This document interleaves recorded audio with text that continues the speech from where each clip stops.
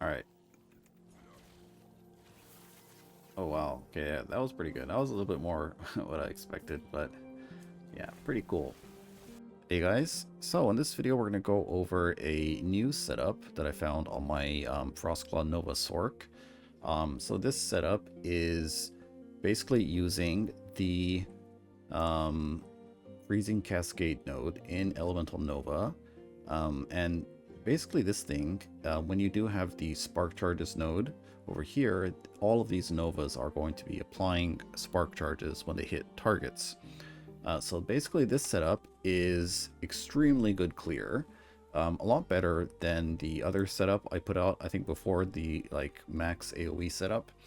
In this setup, I'm not even running any of those AoE idols, but you can see right now, so I do have the node here, and it does have a cooldown, 3-second cooldown.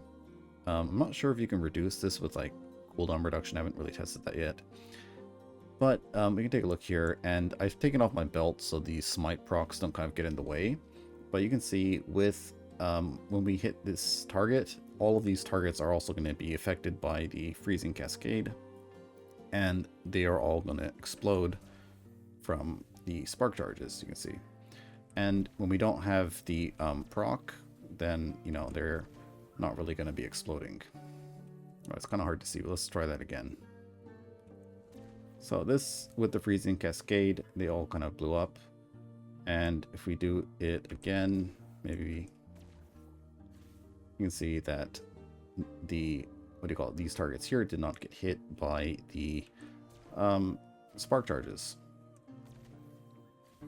So even though it does have a 3-second cooldown, I noticed in monoliths, especially when there is a lot of mob packs, like really, you know, high pack size monoliths, I'm actually clearing, and this novas are just kind of like chaining through to like hundreds of monsters and clearing like off screen pretty much. So clear is pretty phenomenal to set up.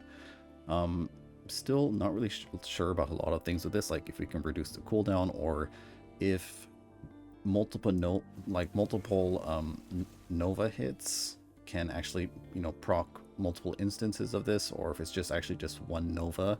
Because, you know, our Frostclaw is actually generating quite a lot of novas with this Celestial Conflicts on like 1, 2, 3, 4, 5 chances. So not really sure. Can probably test it, but probably not. It's probably just one instance. But anyways, so it definitely generates a lot more spark charges. And let's go jump into Monolith so you can see what it looks like in game. In order to actually get to the freezing cascade, we have to pick up this glacial might, which gives Nova additional mana cost. And even though we can reduce it a bit here, it ends up still having a 2 mana cost, which does end up really draining your mana. You can see the mana situation is actually pretty bad. So you probably would have to use like a wrong warp on this setup. I'm playing without it and just using my potions to actually just heal and restore mana. So you can see if I'm like actually running the monolith, the mana sustain is actually totally fine if I'm actually just like using potions and that kind of stuff, right? Let's try to get like a big group of mobs, and I'll just manually use a Nova so you can kind of see what it looks like. Maybe get some big chains here. Let's just try to get a big group. These guys, this should be good. And okay, well, didn't kill all of them, but yeah, that was pretty cool. So let me try it again. Maybe get like another big group somewhere. Anyways, all right, so we got a pretty decent sized pack of mobs here. Let's try it one more time.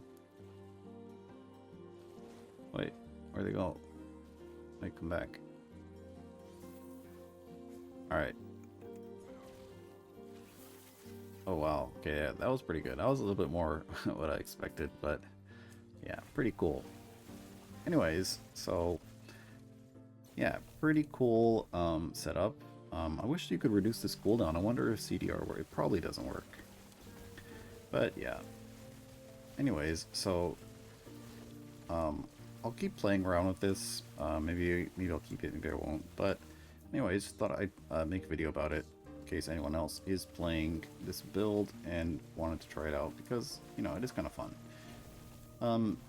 The mana situation is a little bit weird, but I guess you could probably just use a -5 mana cost wand, like a Wrongbork or something like that. So anyways, might have to end up doing that, but for now I'm actually just fine using you know, potions and that kind of stuff to get my mana back. And Monolith is like fairly reliable for most things, I would say.